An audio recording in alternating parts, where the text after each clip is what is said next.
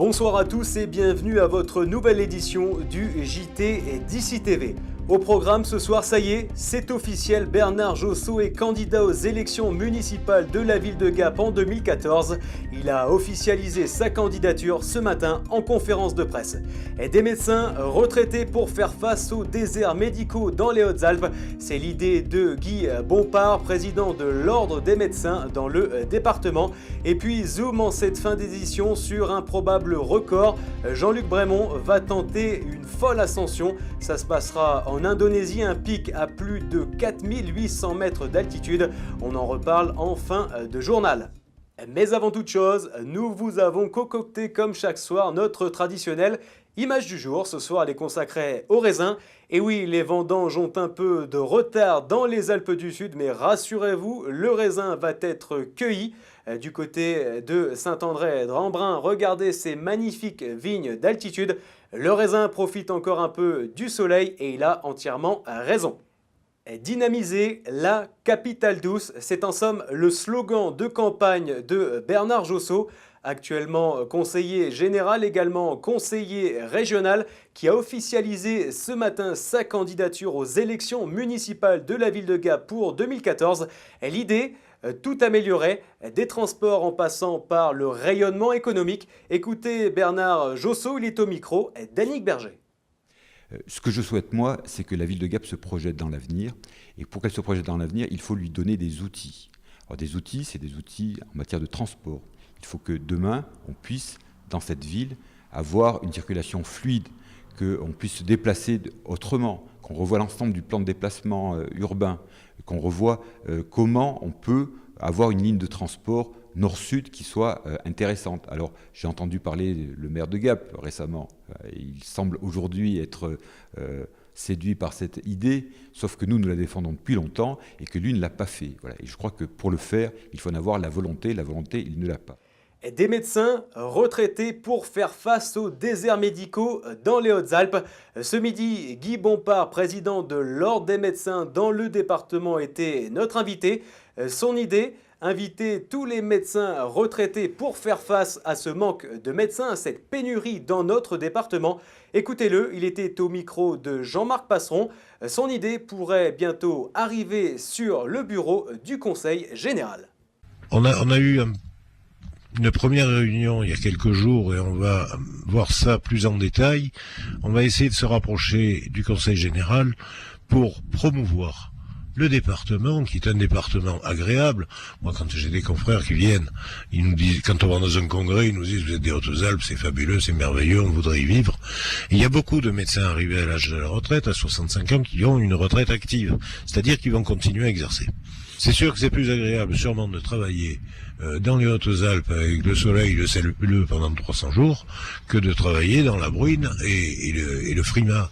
Et puis restons dans le domaine médical avec deux bien tristes nouvelles. Jean Parra, médecin des Champsaurins, est décédé.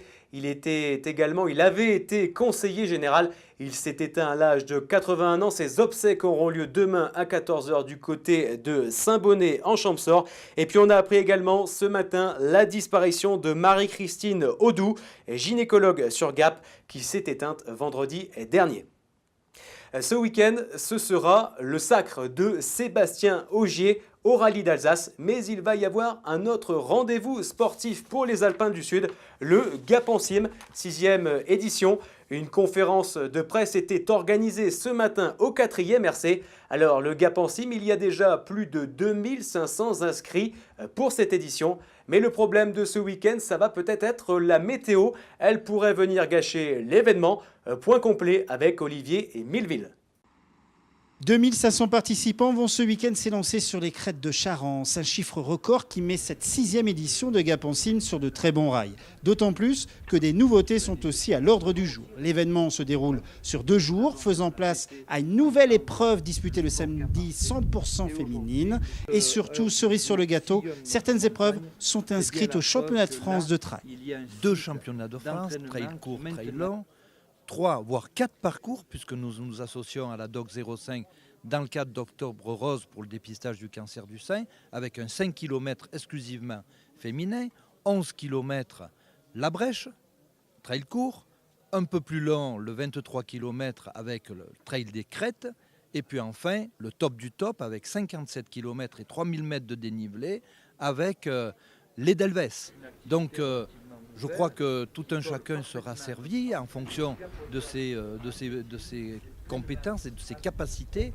Nous attendons pas moins de 5000 à 6000 personnes. Depuis la première édition, le 4e RCH est un fidèle partenaire. Il apporte une aide logistique et aussi un nombre non négligeable de participants. Effectivement, les tâches qui incombent au régiment sont le tracé du parcours et une participation logistique, tant en termes de jalonneurs pour assurer la sécurité des coureurs, qu'en logistique le samedi soir pour la pasta party, la fameuse pasta party qui est créée cette année et qui aura lieu samedi soir et qui rassemblera 300 participants. Sur le parcours en coureur, il y aura 112 personnes qui appartiennent au régiment, sans compter les militaires et anciens du régiment qui reviendront de leur garnison actuellement en France pour participer à l'épreuve.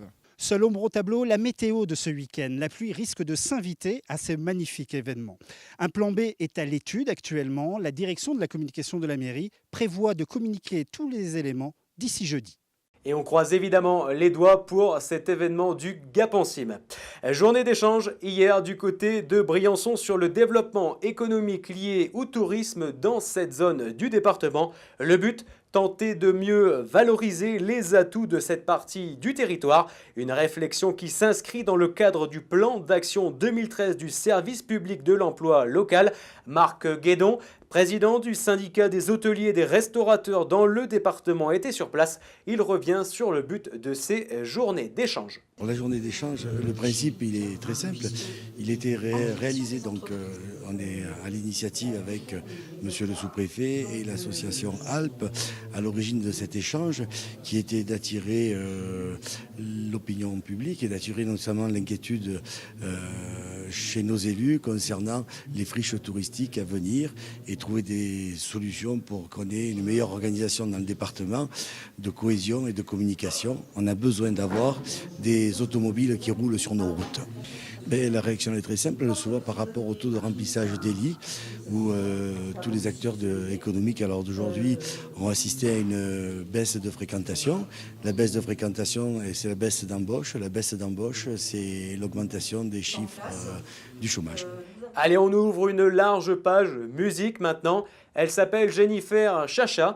Elle est native de Lambrunais. Elle a déjà tourné dans de nombreuses séries, mais également dans des films. Mais elle se lance dans la chanson. Elle a déjà enregistré 17 titres. Son album devrait sortir en 2014. Et Jennifer Chacha était notre invitée ce midi sur l'antenne de DC Radio. Retrouvez son interview complète sur notre site internet. Et puis c'est aujourd'hui que la Chorale des Montagnes enregistrait une émission qui sera diffusée sur France 3 le 20 décembre prochain, notamment avec des chanteurs comme Danny Briand ou encore Rock Voisine. Vous le savez peut-être, mais une chorale regroupant des chanteurs à la fois de Gap mais aussi de Briançon va sortir un album dans les prochaines semaines consacré au chant de Noël. Kevinos est à la baguette. Kevinos qui sera notre invité dans tout juste une semaine.